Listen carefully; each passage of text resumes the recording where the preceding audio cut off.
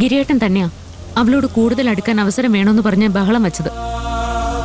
ഞാനായിട്ട് അവസരം ഒരുക്കി തരുമ്പോ ഗിരിയേട്ടൻ അത് തട്ടിക്കളയാ. ഗിരിയേട്ടന്റെ ഉദ്ദേശം എന്താന്ന് എനിക്ക് മനസ്സിലാവുന്നില്ല.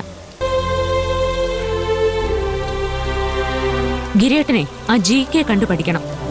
എത്ര പെട്ടെന്നാ അയാൾ അമ്മുവിനോട് അടുത്തെന്നറിയോ? അമ്മു നാവെടുത്ത ഇപ്പോ അയാളെ കുറിച്ച് മാത്രമാ സംസാരിക്കുന്നത്.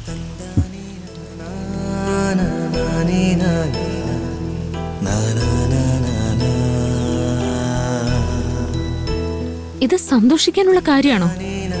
ഗിരേന്റെ സ്ഥാനത്ത് ഇപ്പൊ മോള് കാണുന്നത് GKയാ. സ്വന്തം മകള് മറ്റൊരാളെ അച്ഛന്റെ സ്ഥാനത്ത് കാണുന്നുണ്ടെന്നറിയുമ്പോ ഏതെങ്കിലും ഒരു അച്ഛൻ സന്തോഷിക്കോ? ഗിരിയേട്ടന് ഞാനും അമ്മു ഇങ്ങോട്ട് വരുന്നതോ ഗിരിയേട്ടന്റെ ജീവിതത്തിന്റെ ഭാഗമാവുന്നതിലോ എന്തെങ്കിലും എതിർപ്പുണ്ടെങ്കിൽ ഒന്ന് പറഞ്ഞാൽ മാത്രം മതി. ഇത്രയും കാലം ഒറ്റയ്ക്ക് മോളെ നോക്കാൻ എനിക്കറിയാമെങ്കിൽ ഇനിയും എനിക്കതിന് സാധിക്കും. മഞ്ജു, അങ്ങനെയൊന്നും പറയരുത്. എനിക്കും അമ്മുവിന്റെ ജീവിതത്തിന്റെ ഒരു ഭാഗമാണെന്ന് ആഗ്രഹമുണ്ട്. ആഗ്രഹം ഉണ്ടായാൽ മാത്രം പോരാ, അതിനുവേണ്ടി ബുദ്ധിമുട്ടും കൂടെ വേണം. അച്ഛന്റെ ഉത്തരവാദിത്തങ്ങളെല്ലാം പറയാതെ തന്നെ ഏറ്റെടുത്ത് ചെയ്യണം. അവൾക്ക് വേണ്ടി സമയം മാറ്റിവെക്കണം.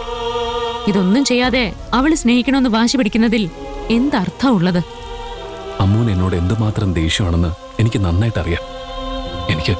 എനിക്ക് അവളെ ഫേസ് ചെയ്യാൻ പേടിയാണ് മഞ്ജു. ഗിരിയേട്ടൻ വലിയ ധൈര്യശാലിയായിരുന്നല്ലോ. എന്നിട്ടിപ്പോ ഒരു ചെറിയ കുട്ടിയെ പേടിയാണെന്നാണോ പറയുന്നത്? അമ്മു എന്ത് പറഞ്ഞാലും കേട്ട് നിൽക്കണം. അവൾക്ക് ഗിരിയേട്ടനോട് ദേഷ്യപ്പെടാനുള്ള അധികാരമില്ലേ?